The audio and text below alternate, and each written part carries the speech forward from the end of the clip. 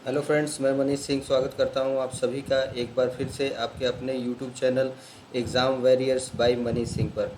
तो फ्रेंड्स, आज हम हाजिर हैं आपके समक्ष दिल्ली का डोज 15, 16 और 17 जुलाई के नाम से, जिसमें हमने टॉप 15 करंट अफेयर्स के क्वेश्चन को समाहित किया है, जो आपके आने वाले एग्ज़ाम पॉइंट ऑफ व्यू से काफ़ी इम्पोर्टेंट रोल प्ले करने वाले हैं। जो भी आपके एग्ज़ाम्स हैं, जिसमें अगर हम बात करें, आप अगर यूपीएससी की तैयारी करते हो या फिर किसी पीसीएस एग्ज़ाम्स की तैयारी करते हो या फिर आप वनडे एग्ज़ाम्स की तैयारी करते हो, तो इन सभी एग्ज़ाम्स में देखा जाता है, ये ट्रेंड है कि करंट अफेयर से क्वेश्चन पूछे जाते हैं और इन सभी एग्ज़ाम्स के लिए ये समान रूप से उपयोगी है, जो हम करंट अफेयर्स के क्वेश्चन आपके समक्ष डिस्कस करते हैं। तो फ्रेंड्स, आज हम शुरू करते हैं ये 3 दिनों का जो करंट अफेयर, जो मोस्ट इम्पॉर्टेंट करंट अफेयर्स है, उसको हम डिस्कस करेंगे। और आपकी जानकारी के लिए ये हम बता दें कि हम एकदम से ऐसे क्वेश्चंस, कुछ भी क्वेश्चंस ऐसे नहीं डालते कि आपको 50 क्वेश्चन, 100 क्वेश्चन जो काम के भी हो या बिना काम के हो और बेवजह आप पढ़ रहे हो।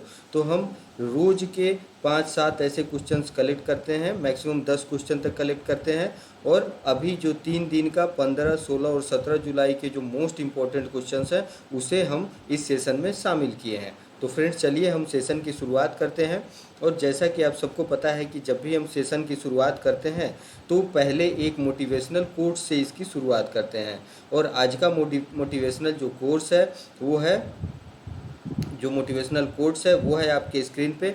जब तक जीवन है तब तक सीखते रहो, क्योंकि अनुभव ही सर्वश्रेष्ठ शिक्षक है। तो फ्रेंड्स, इस सकारात्मक एक सोच जो है वो हमारे अंदर होनी चाहिए कि जब तक हमारा जीवन है, ये कहते हैं कि हम जीवन पर्यंत जो सीखने की प्रक्रिया है वो जीवन पर्यंत बनी रहती है। जब तक आप ये नहीं कह सकते हो कि हाँ, आज मैंने पूरी चीज़ें जान ली, समझ ली, क्योंकि आप स्टडी के माध्यम से या फिर अनुभव के माध्यम से डेली आप कुछ ना कुछ सीखते रहते हो। तो इसलिए आपको नई नई चीज़ों को सीखना चाहिए, अपने लाइफ में उन चीज़ों को एडॉप्ट करना चाहिए, क्योंकि जब तक लाइफ है ये सीखने की प्रक्रिया जो है ये अनवरत चलती रहती है। आप अगर स्टूडेंट्स हैं, पढ़ाई लिखाई करते हैं, तो आप रोज़ नई नई बुक्स में नए नए ज्ञान अर्जित कर सकते हैं, क्योंकि इससे प्राप्त जो अनुभव होता है आपके पास, वही आपका सर्वश्रेष्ठ शिक्षक होता है और वो एक अस्थाई ज्ञान होता है आपके पास। तो फ्रेंड्स, हमें सीखने की जो प्रवृत्ति है उसे अपने अंदर हमेशा जीवित रखना चाहिए और हमेशा कुछ नई नई चीज़ें सीखते रहनी चाहिए। खास करके जब हम बात करें स्टूडेंट लाइफ में, तो ये सीखने की प्रक्रिया का जो ये फेज होता है ये काफ़ी महत्वपूर्ण होता है। तो फ्रेंड्स, हमें ये बात याद रखनी है और अपने जीवन में इसे ढालने की कोशिश करनी है। तो फ्रेंड्स, अब हम सेशन की शुरुआत करते हैं, प्रश्नों का सिलसिला शुरू करते हैं। और पहला प्रश्न है आपके स्क्रीन पे, भारतीय रिजर्व बैंक आरबीआई ने डेटा संरक्षण का सही पालन नहीं करने पर निम्नलिखित में से किस पर कार्रवाई करते हुए नए ग्राहक बनाने पर प्रतिबंध लगा दिया है। तो फ्रेंड्स, यहाँ पे ये क्वेश्चन इकोनॉमिक सेगमेंट से आता है और जैसा कि आप सबको पता है कि करेंट्स के जो भी क्वेश्चंस होते हैं ये सारे सेक्टर्स के सारे पहलुओं को टच करते हैं, इसीलिए इसका जो सिलेबस होता है ये काफ़ी ब्रॉड होता है, जो आपको बार बार पढ़ने की ज़रूरत है, याद रखने की ज़रूरत है, तभी आप चीज़ों को एग्जाम्स में याद रख पाओगे और क्वेश्चन हल कर पाओगे। तो यहाँ पे फ्रेंड्स, हम आरबीआई से रिलेटेड क्वेश्चन डिस्कस कर रहे हैं, जिसने अभी हाल ही में डेटा संरक्षण से रिलेटेड जो उसके गाइडलाइंस हैं उसको पालन नहीं करने के क्रम में उसने कार्रवाई की है और नए ग्राहक, नए कस्टमर्स बनाने के लिए उस पर प्रतिबंध लगा दिया है। तो फ्रेंड्स, ऑप्शन है आपके सामने, पहला ऑप्शन है वीज़ा, दूसरा है मास्टर कार्ड, तीसरा रुपे कार्ड और चौथा नन ऑफ दिस, इनमें से कोई नहीं। तो फ्रेंड्स, मैं इसमें जल्दी से आपको आंसर बता देता हूं कि आप कम समय लेते हुए आपका और ज़्यादा से ज़्यादा चीज़ों को हम इसमें डिस्कस कर पाएँ। तो फ्रेंड्स, यहाँ पे जो आंसर है वो है मास्टर कार्ड है। आरबीआई ने हाल ही में मास्टर कार्ड को नए ग्राहक बनाने से प्रतिबंध लगा दिया है और ये मास्टर कार्ड को एक बहुत बड़ा झटका है जो आरबीआई की तरफ से लगाया गया है। तो फ्रेंड्स, जैसे कि जब भी हम इकोनॉमिक्स के क्वेश्चन डिस्कस करते हैं, आज से पहले भी जब हमने डिस्कस किया है, तो हम ये जानते हैं कि हमारे देश में सबसे जो मॉनेटरी ऑर्गेनाइजेशन है, जो सबसे एपेक्स जो बॉडी है मॉनेटरी जो इकोनॉमिक जो बैंक्स हैं इनके जो क्रियाविधि हैं उनको संचालित करने के लिए हमने आरबीआई का गठन किया है और इसे बैंकों का बैंक भी कहा जाता है। और सारे बैंक पे या फिर जितने भी इकोनॉमिकल एक्टिविटीज़ हैं उन सबको ये कंट्रोल करता है। तो आरबीआई ने आदेश दिया कि अब से जो नए मास्टर कार्ड जो जारी किए जाते हैं, ये एक तरह का कार्ड होता है, जैसे कि आप बैंकों से एटीएम कार्ड लेते हैं तो उस पर लिखा होता है ये वीज़ा कार्ड है या मास्टर कार्ड है या फिर रुपए कार्ड है। तो यहाँ पे मास्टर कार्ड पे ये प्रतिबंध लगाया गया है और ये आरबीआई का जो आदेश है कि अब बैंक नए मास्टर कार्ड जारी नहीं कर पाएंगे और इस आदेश को 22 जुलाई से प्रभावी माना गया है, क्योंकि मास्टर कार्ड डेटा भंडारण मापदंडों का पालन करने में विफल रहा है। तो फ्रेंड्स, जैसा कि हमने डिस्कस किया कि आरबीआई के अपने गाइडलाइंस होते हैं, अपने पैरामीटर्स होते हैं और जो भी बैंक इसका पालन नहीं करता है उस पर जुर्माना लगाने का या दंडित करने का पूरा अधिकार आरबीआई के पास होता है। तो आरबीएल बैंक इस समय केवल मास्टर कार्ड नेटवर्क पर क्रेडिट कार्ड जारी करता है और रिजर्व बैंक ने यह भी कहा कि उसने वीज़ा भुगतान नेटवर्क पर सक्षम क्रेडिट कार्ड जारी करने के लिए 14 जुलाई को वीज़ा वर्ल्ड वाइड के साथ एक समझौता किया है। तो फ्रेंड्स, यहाँ पे आपको याद रखना है कि नए मास्टर कार्ड जारी अब नहीं करने के लिए आरबीआई ने ये प्रतिबंध लगाया है। तो इसे आपको याद रखना है, ये काफ़ी इंपॉर्टेंट प्रश्न है। इस तरह के प्रश्न अक्सर आपके एग्जाम्स में पूछे जाते हैं, चाहे आप पीसीएस एग्जाम्स की तैयारी कर रहे हो या फिर वनडे एग्जाम्स की तैयारी करो। अगला प्रश्न है आपकी स्क्रीन पे, भारतीय टीम के पूर्व क्रिकेटर वसीम जाफर को आगामी घरेलू क्रिकेट के लिए निम्नलिखित में से किस राज्य की सीनियर टीम का मुख्य कोच नियुक्त किया गया है। तो फ्रेंड्स, जैसा कि आप सबको पता है ये स्पोर्ट्स सेगमेंट से ये क्वेश्चन आ रहा है और उसमें क्रिकेट से संबंधित ये प्रश्न है और इसमें हम बात कर रहे हैं जाने माने क्रिकेटर, पूर्व क्रिकेटर वसीम जाफर की। तो इन्हें किस स्टेट ने अपने सीनियर टीम का मुख्य कोच नियुक्त किया है, ये हमें पता करना है, इसका आंसर पता करना है। अब हम बढ़ते हैं ऑप्शंस की ओर। पहला ऑप्शन है झारखंड, दूसरा कर्नाटक, तीसरा दिल्ली, चौथा ओडिशा। तो फ्रेंड्स, मैं आपको बता दूं इसमें जो सही जवाब है वो है ओडिशा। ओडिशा राज्य के जो सीनियर टीम है उसके लिए वसीम जाफर को आगामी घरेलू सत्र के लिए मुख्य कोच के रूप में नियुक्त किया गया है। और आप सबको पता है कि वसीम जाफर जो थे वो एक दिग्गज टेस्ट बल्लेबाज के रूप में इन्होंने अपनी छवि स्थापित की थी। इनको जाना जाता है एक टेस्ट क्रिकेटर के रूप में और उनसे 2 साल का करार किया गया है उड़ीसा सरकार के द्वारा। और जाफर को घरेलू क्रिकेट का सचिन तेंदुलकर कहा जाता है। तो फ्रेंड्स, वसीम जाफर काफ़ी ही उम्दा प्लेयर थे, काफ़ी उम्दा प्लेयर हैं और दिग्गज खिलाड़ी हैं और पूर्व टेस्ट बल्लेबाज थे भारतीय क्रिकेट टीम के। तो इन्हें उड़ीसा राज्य ने अपने सीनियर टीम का मुख्य कोच हाल ही में नियुक्त किया है। और फ्रेंड्स, अगर इनके करियर की हम बात करें तो उन्होंने भारत के लिए 31 टेस्ट और 2 वनडे मैच खेले हैं और जाफर ने टेस्ट मैच में भारत के लिए 1944 रन भी बनाए हैं और वहीं 260 प्रथम श्रेणी मैचों में उनके नाम 19,410 रन दर्ज हैं। और जाफर ने अपने कैरियर में 57 शतक और 91 अर्धशतक लगाए हैं। तो फ्रेंड्स, ये काफ़ी इंपॉर्टेंट क्वेश्चन है जो स्पोर्ट्स सेगमेंट से है और इसे आपको याद रखने की ज़रूरत है। इस तरह के प्रश्न आपको अक्सर पूछे जाते हैं, या फिर ये नियुक्तियों के सेगमेंट से पूछे जाएंगे या फिर पर्सनालिटीज़ के सेगमेंट में पूछे जाएंगे या फिर स्टेट स्पेशल क्वेश्चंस इस तरह के बन सकते हैं जो आपके पीसीएस एग्जाम्स में या फिर एसएससी के एग्जाम्स में या अन्य वनडे एग्जाम्स में पूछे जाने की संभावना बनी रहती है। अगला क्वेश्चन हम देखते हैं, विश्व युवा कौशल दिवस वर्ल्ड यूथ स्किल्स डे निम्नलिखित में से किस दिन मनाया जाता है। तो फ्रेंड्स, ऑप्शन है आपके सामने। पहला ऑप्शन है 10 जनवरी, दूसरा 12 मार्च, तीसरा 20 अप्रैल और चौथा 15 जुलाई। तो यहाँ पे हम आपको सही जवाब बता देते हैं, वो है 15 जुलाई। 15 जुलाई को हम विश्व युवा कौशल दिवस के रूप में, वर्ल्ड यूथ स्किल्स डे के रूप में मनाया जाता है। तो फ्रेंड्स, अगर हम किसी भी दिवस की बात करते हैं उसके मनाने के पीछे हमारी मंशा और हमारा उद्देश्य ये होता है कि उस खास सब्जेक्ट के प्रति एक जन जागरूकता फैलाई जाए। तो यहाँ पे हम यूथ स्किल्स डे मनाते हैं 15 जुलाई को विश्व स्तर पे और युवाओं में एक स्किल के प्रति, उन्हें स्किल करने के लिए, उनके कौशल वृद्धि के लिए, जो भी युवा हो वो स्किलफुल हो, उस दिशा में एक जागरूकता फैलाने के लिए इस दिवस को हम मनाते हैं। और अगर हम बात करें कि विश्व युवा युवा कौशल दिवस पहली बार कब मनाया गया था? तो आपको ये याद रखना है कि पहली बार विश्व युवा कौशल दिवस 15 जुलाई 2015 को विश्व स्तर पर मनाया गया था। और इस दिवस का मुख्य उद्देश्य युवाओं को अधिक से अधिक कौशल विकास के प्रति जागरूक करना है, ताकि वे बेहतर अवसरों को तलाश कर रोजगार प्रदान कर सकें। और इस दिन को हर साल युवाओं को कौशल विकास यानी स्किल डेवलपमेंट करने और उसके फ़ायदे के बारे में जागरूक करने के लिए मनाया जाता है। तो फ्रेंड्स, ये आपको याद रखना है कि वर्ल्ड यूथ स्किल्स डे कब मनाया जाता है? तो आपको ये याद रखना है कि ये 15 जुलाई को मनाया जाता है। पूरे वर्ल्ड वाइड इस दिवस को मनाया जाता है, जिससे युवाओं में एक स्किल के प्रति, सेल्फ स्किल के प्रति वो स्किलफुल हो सके, वो निपुण हो सके, उनमें कौशल विकास किया जा सके और उसके प्रति ये जागरूक हो। तो फ्रेंड्स, ये आपको याद रखना है। ये देश से रिलेटेड क्वेश्चंस हैं और ये अक्सर पूछे जाते हैं पीसीएस एग्जाम्स और एसएससी एग्जाम्स में। अगला प्रश्न हम देखते हैं। हाल ही में केंद्र सरकार ने केंद्रीय कर्मचारियों का महंगाई भत्ता 17% से बढ़ाकर कितने प्रतिशत कर दिया है? तो फ्रेंड्स, यहाँ पे ऑप्शन है आपके सामने। पहला है 25%, दूसरा 30%, तीसरा 28% और चौथा 35%।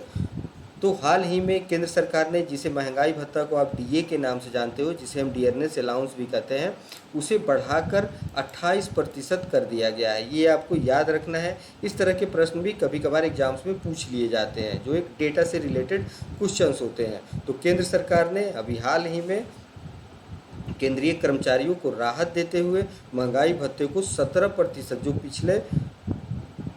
पहले जो 17% दिए जाने का प्रावधान होता था, उससे बढ़ाकर 28% करने की घोषणा की गई है। और केंद्रीय कैबिनेट ने केंद्र सरकार के कर्मचारियों और पेंशनधारकों के लिए महंगाई भत्ते यानी डीए, डियरनेस अलाउंस जिसे बोलते हैं, और महंगाई राहत डियरनेस रिलीफ को 1 जुलाई 2021 से बहाल करने का फैसला भी किया है।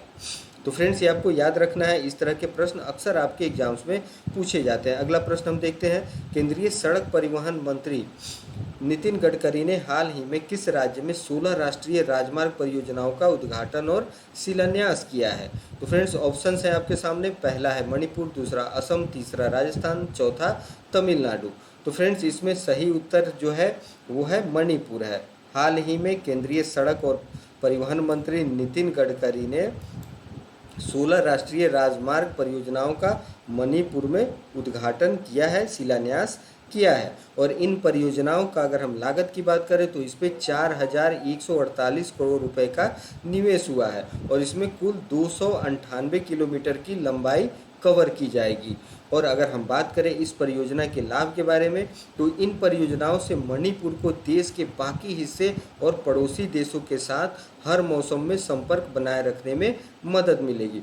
जैसा कि फ्रेंड्स आपको पता है कि अगर हम बात करें अपने नॉर्थ ईस्ट स्टेट्स की, तो वहाँ पे अभी भी ऐसे स्टेट्स हैं जिनसे हम डायरेक्ट संपर्क नहीं कर पाते हैं। अगर हम बात करें कि वहाँ पे सड़क की व्यवस्था से संपर्क नहीं कर पाते हैं, तो इस दिशा में मणिपुर जो है वो इंडिया के मेनलैंड से और एक सुगम तरीके से आप पहुंच सकते हैं वहां पे। हम वहां पे किसी भी योजनाओं को कार्यान्वित कर सकते हैं और वहां आवाजाही, जिससे ट्रांसपोर्टेशन बढ़ेगा और इससे औद्योगिक विकास भी होगा। और उस स्टेट्स की, अगर हम नॉर्थ ईस्ट के स्टेट्स की बात करें, तो उनकी आर्थिक प्रगति भी होगी। तो इस दिशा में ये एक काफ़ी महत्वपूर्ण कदम है। तो हम देखते हैं कि मणिपुर देश के बाकी हिस्से और पड़ोसी देश के साथ हर मौसम में इस परियोजना के पूरा होने के बाद संपर्क बनाए रखने में इन्हें मदद मिलेगी और इससे वहाँ की कृषि, उद्योग और सामाजिक आर्थिक प्रगति को भी बढ़ावा मिलेगा। तो फ्रेंड्स, ये स्टेट का नाम आपको याद रखना है। हम आगे बढ़ते हैं अगले प्रश्न की ओर। हाल ही में किस देश ने इजराइल के तेल अवीव में पहला दूतावास खोल दिया है? तो फ्रेंड्स, ऑप्शन है आपके सामने। पहला ऑप्शन है भारत, दूसरा जापान, तीसरा यूएई, चौथा चीन। तो यहाँ पे जो सही जवाब है फ्रेंड्स वो है यूएई यानी यूनाइटेड अरब एमिरेट्स। तो यूएई ने हाल ही में इजराइल का जो राजधानी है तेल अवीव, वहाँ पे इन्होंने अपना पहला दूतावास खोल दिया है। और संयुक्त अरब अमीरात, जिसे आप लोग जानते हो यूएई के नाम से, इसने इजराइल के तेल अवीव में अपना पहला दूतावास खोल दिया है। और खाड़ी के किसी भी देश का अब तक इजराइल में कोई दूतावास नहीं था। तो फ्रेंड्स, ये क्वेश्चन काफ़ी इम्पोर्टेंट हो जाता है क्योंकि ये पहला कदम यूएई ने उठाया है। और अभी तक अगर हम देखें तो इजराइल में किसी भी देश का दूतावास नहीं था। और दूतावास के उद्घाटन समारोह में इजराइल के जो राष्ट्रपति हैं इज़ाक हरगोज भी वहाँ पे मौजूद थे।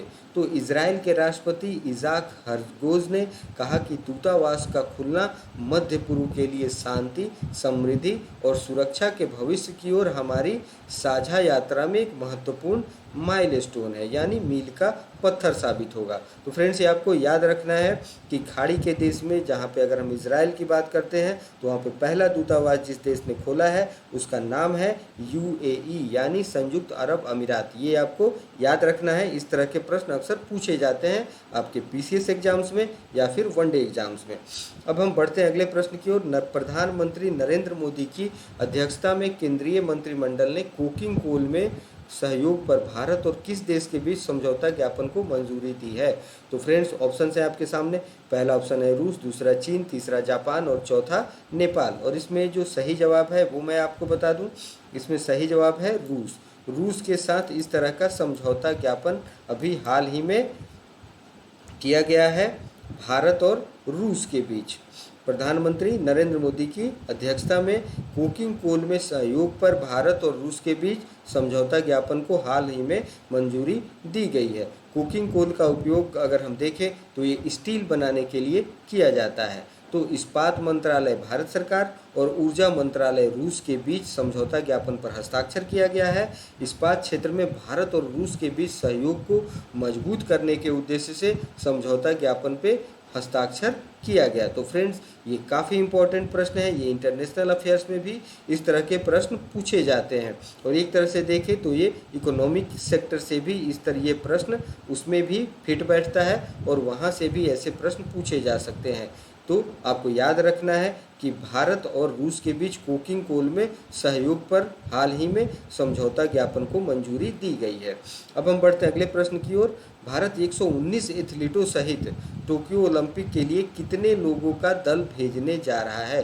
तो फ्रेंड्स, जैसा कि आप सबको पता है कि जापान के टोक्यो में 23 जुलाई से ओलंपिक खेलों का शुभारंभ किया जा रहा है। तो वहाँ पे भारत 119 एथलीटों के साथ कितने लोगों के दल को, जो भारत का जो स्क्वाड होगा, जो टीम होगी, वो कितने लोगों का दल है, ये हमें पता करना है इस क्वेश्चन के अनुसार। तो ऑप्शन है आपके सामने। पहला है 240, दूसरा 228, तीसरा 220 और चौथा 185। तो फ्रेंड्स, इसमें जो सही आंसर है वो है 228 लोगों का दल टोक्यो ओलंपिक के लिए भेजा जा रहा है भारत की ओर से। ये काफ़ी इम्पोर्टेंट प्रश्न है। आप देखोगे आपके पीसीएस एग्जाम्स में इस तरह की संख्या भी पूछी जा सकती है।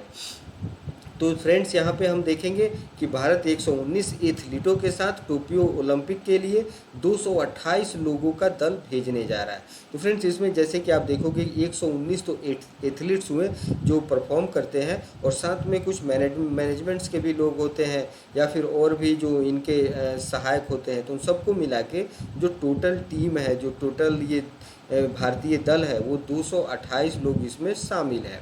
तो ये आपको याद रखना है। और अगर हम एथलीटों की बात करें तो 119 एथलीटों में 67 पुरुष हैं और 52 महिला प्रतिभागी हैं। और ये एथलीट्स 22 राज्यों के हैं।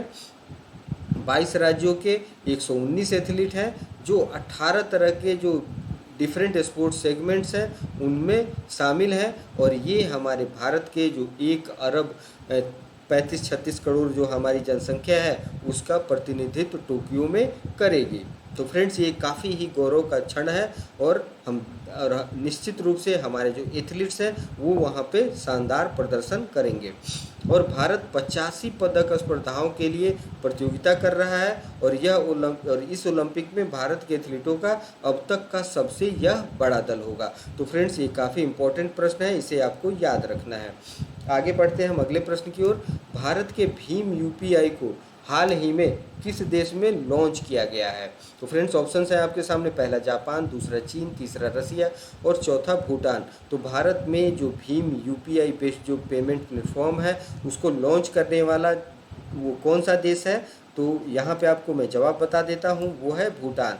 भूटान में हाल ही में भीम यूपीआई जो भारत में प्रयोग में लाया जाता है, एक पेमेंट गेटवे है, एक पेमेंट प्लेटफॉर्म है यूपीआई बेस्ड, उसे भूटान ने भी अपने यहाँ लॉन्च करने का निर्णय लिया है। इससे इंटरनेशनल पेमेंट्स लिमिटेड ने ये बयान जारी किया है कि भूटान अब पहला देश बन गया है जिसने भारत के भीम यूपीआई के क्यूआर कोड अपने देश में मान्यता दे दी है। तो फ्रेंड्स यहाँ पे अगर हम बात करें तो इस वर्चुअल लॉन्चिंग के मौके पर निर्मला सीतारमण जो वित्त मंत्री हैं, उन्होंने कहा कि भारत से हर साल 2 लाख से ज़्यादा लोग भूटान घूमने जाते हैं एज ए टूरिस्ट, और भूटान एकमात्र ऐसा देश बन जाएगा जो रुपे कार्ड जारी करने और स्वीकार करने के साथ साथ भीम यूपीआई को भी स्वीकार करेगा। तो फ्रेंड्स ये काफ़ी इंपॉर्टेंट प्रश्न है, इसे आपको याद रखना है। अब हम अगला प्रश्न देखते हैं, हरियाणा के किस शहर में देश का पहला अनाज एटीएम खोला गया है?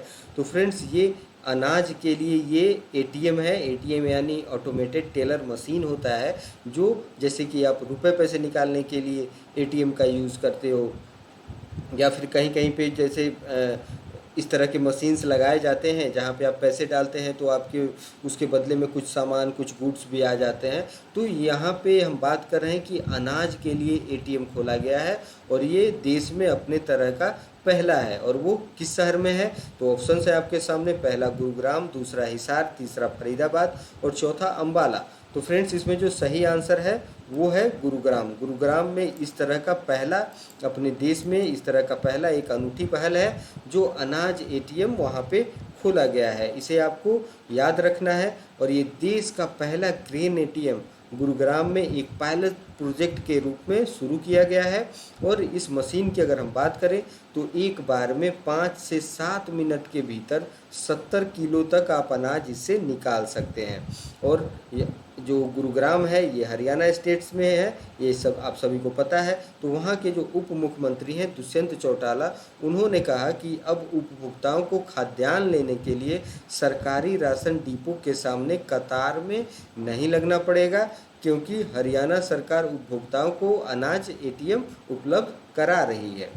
तो एक निश्चित रूप से एक अच्छी पहल है, जिसमें आप कहीं पे भी जहाँ पे राशन के डिपो होते हैं वहाँ पे आप देखोगे कि बहुत कतार में लोग लगे होते हैं, मैनुअल काम होता है, इसमें काफ़ी समय लगता है, इससे आपका काफ़ी समय व्यर्थ हो जाता है। तो अगर हम ग्रेन एटीएम की शुरुआत की बात कर रहे हैं, अनाज एटीएम की शुरुआत की बात कर रहे हैं, तो ये निश्चित रूप से एक अच्छी पहल है।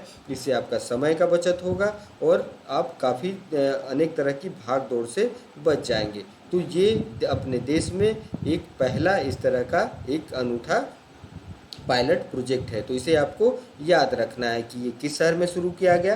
तो आपको याद रखना है हरियाणा के गुरुग्राम में, जिसे हम पहले गुड़गांव के रूप से जानते थे, उसका नाम परिवर्तित कर गुरुग्राम कर दिया गया। तो फ्रेंड्स अब हम अगले प्रश्न की ओर बढ़ते हैं। हाल ही में पाकिस्तान के किस पूर्व राष्ट्रपति का 80 वर्ष की उम्र में निधन हो गया? तो फ्रेंड्स यहाँ पे ऑप्शंस हैं, परवेज मुशर्रफ, दूसरा ममनून हुसैन, तीसरा आसिफ अली जरदारी और चौथा इनमें से कोई नहीं। तो इसमें जो सही जवाब है वो है ममनून हुसैन। ममनून हुसैन जो पाकिस्तान के पूर्व राष्ट्रपति रह चुके थे, इनका हाल ही में 80 वर्ष की आयु में निधन हो गया है। और अगर हम बात करें तो ममनून हुसैन 80 साल के थे और ये पाकिस्तान के 12वें राष्ट्रपति थे, 12वें प्रेसिडेंट से। और अगर हम बात करें महनून हुसैन का, अगर बायोग्राफी की बात करें, इनके बारे में और एक्स्ट्रा इन्फॉर्मेशन की बात करें, तो ममनून हुसैन का जन्म भारत के आगरा ज़िले में 23 दिसंबर 1940 को हुआ था। और ममनून हुसैन ने institute of business administration Karachi से MBA की डिग्री भी इन्होंने हासिल की थी और ये पाकिस्तान के 12वें राष्ट्रपति थे। तो फ्रेंड्स ये आपको याद रखना है, ये एक काफ़ी बड़ी शख्सियत है और इनके बारे में प्रश्न पूछा जा सकता है एक पड़ोसी देश होने के नाते। तो फ्रेंड्स ये आपको नाम याद रखना है इनका, ममनून हुसैन। अब हम बढ़ते हैं अगले प्रश्न की ओर। हाल ही में किस देश ने Johnson and Johnson covid vaccine के आपातकालीन इस्तेमाल को मंजूरी दे दी है? तो फ्रेंड्स ऑप्शन है आपके सामने, पहला नेपाल, दूसरा चीन, तीसरा वियतनाम और चौथा रूस। तो इसमें जो सही आंसर है वो है वियतनाम। वियतनाम ने हाल ही में जॉनसन एंड जॉनसन के कोविड-19 वैक्सीन के आपातकालीन इस्तेमाल को मंजूरी दे दी है।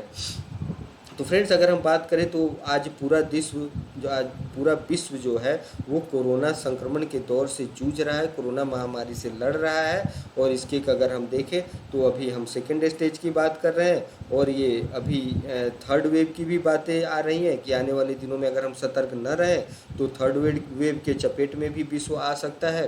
तो इसी दिशा में वियतनाम ने कोरोना के बढ़ते हुए संक्रमण को देखते हुए जॉनसन एंड जॉनसन जो दवा निर्माता कंपनी है उसके कोविड-19 के जो वैक्सीन हैं उसके आपात इस्तेमाल की मंजूरी दे दी है। तो फ्रेंड्स जॉनसन एंड जॉनसन की वैक्सीन को मंजूरी दक्षिण पूर्वी एशियाई देश में समर्थित यह छठा ब्रांड है और वियतनाम ने अब तक के सबसे खराब संक्रमण के दौर से गुजर रहा है ये देश। तो फ्रेंड्स ये आपको याद रखना है। अगला प्रश्न हम देखते हैं, शाहरुख खान एवं संजय दत्त के बाद निम्नलिखित में से किस भारतीय को दुबई ने गोल्डन वीज़ा जारी किया है? तो फ्रेंड्स जैसे कि आप सबको पता है कि जो सेलिब्रिटीज़ होते हैं, अगर हम बात करें खास करके बॉलीवुड की, तो शाहरुख खान और संजय दत्त को दुबई ने गोल्डन वीज़ा जारी किया था। और उसी कड़ी में एक और एथलीट जुड़ गए हैं, ये दोनों तो बॉलीवुड के शख्सियत हैं और अब इस क्रम में एक एथलीट जुड़ गए हैं जिनका नाम हमें पता करना है। तो ऑप्शन है आपके सामने, पहला ऑप्शन है सानिया मिर्जा, दूसरा करिश्मा कपूर, तीसरा हिमा दास और चौथा पीवी सिंधु। तो फ्रेंड्स इसमें हम आपको बता दें कि इस कड़ी में जुड़ने वाली जो अगली एथलीट है वो है सानिया मिर्जा। सानिया मिर्जा को भी गोल्डन वीज़ा दुबई ने उन्हें जारी किया है।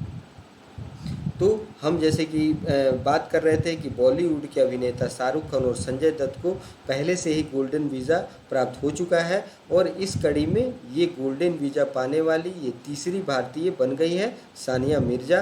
और यह वीज़ा मिलने के बाद सानिया अपने पति पाकिस्तान के पूर्व कप्तान शोएब मलिक के साथ 10 साल तक यूएई में रह सकते हैं। तो फ्रेंड्स ये जो हम बात कर रहे हैं, एक तो नॉर्मल टूरिस्ट वीज़ा होता है, लेकिन ये अपने तरह का एक अलग वीज़ा है जिसे हम गोल्डन वीज़ा के नाम से जानते हैं।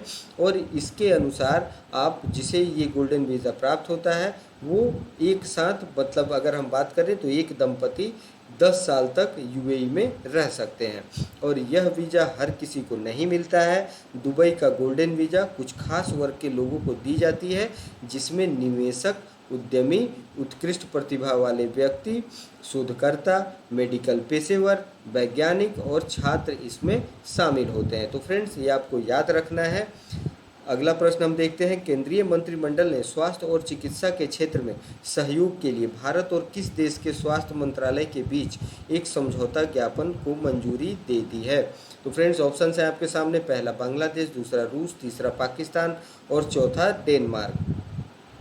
तो हाल ही में भारत के स्वास्थ्य मंत्रालय और डेनमार्क के स्वास्थ्य मंत्रालय के बीच एक समझौता ज्ञापन पे हस्ताक्षर किया गया है और इस हस्ताक्षर के अनुसार ये दोनों जो देश हैं ये द्विपक्षीय समझौता एक एमएयू यानी एमओयू का मीन्स होता है मेमोरेंडम ऑफ अंडरस्टैंडिंग, यानी द्विपक्षीय जो समझौता ज्ञापन होता है ये स्वास्थ्य क्षेत्र में इन दोनों देशों ने मिलकर एक संयुक्त पहल की है और प्रौद्योगिकी विकास के जरिए दोनों देशों के स्वास्थ्य मंत्रालयों के बीच एक सहयोग करने को प्रोत्साहित किया जाएगा। और इससे भारत और डेनमार्क के द्विपक्षीय संबंधों को मजबूती प्रदान होगी और दोनों देशों के लोगों को स्वास्थ्य की स्थिति में सुधार किया जा सकेगा। तो फ्रेंड्स अगर आपसे पूछा जाए कि भारतीय स्वास्थ्य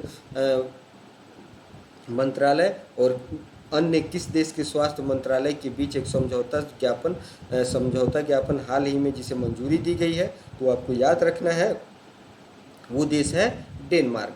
अगला प्रश्न हम देखते हैं, हाल ही में केंद्रीय मंत्रिमंडल ने न्यायपालिका हेतु बुनियादी सुविधाओं के विकास के लिए केंद्र प्रायोजित योजना को कितने वर्ष तक जारी रखने की मंजूरी दी है। तो फ्रेंड्स ऑप्शन है आपके सामने, पहला ऑप्शन है 5 वर्ष, दूसरा 7 वर्ष, तीसरा 10 वर्ष और चौथा 8 वर्ष। तो इसमें जो सही जवाब है फ्रेंड्स वो है 5 वर्ष। 5 वर्ष के लिए मंजूरी प्रदान की गई है बुनियादी सुविधाओं के विकास के लिए।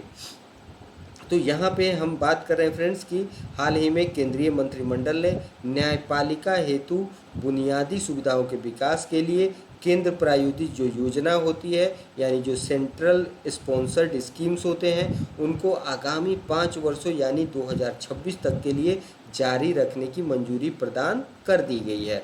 और इस योजना के कार्यान्वयन के लिए ग्राम न्यायालय योजना तथा न्याय वितरण और कानूनी सुधार के लिए राष्ट्रीय मिशन के जरिए एक मिशन मोड में 50 करोड़ रुपए आवंटित किए जाएंगे। तो फ्रेंड्स ये काफ़ी इम्पोर्टेंट प्रश्न है। इस तरह के प्रश्न अक्सर आप देखोगे तो यूपीएससी के एग्जाम्स में या फिर पीसीएस एग्जाम्स में पूछे जाते हैं।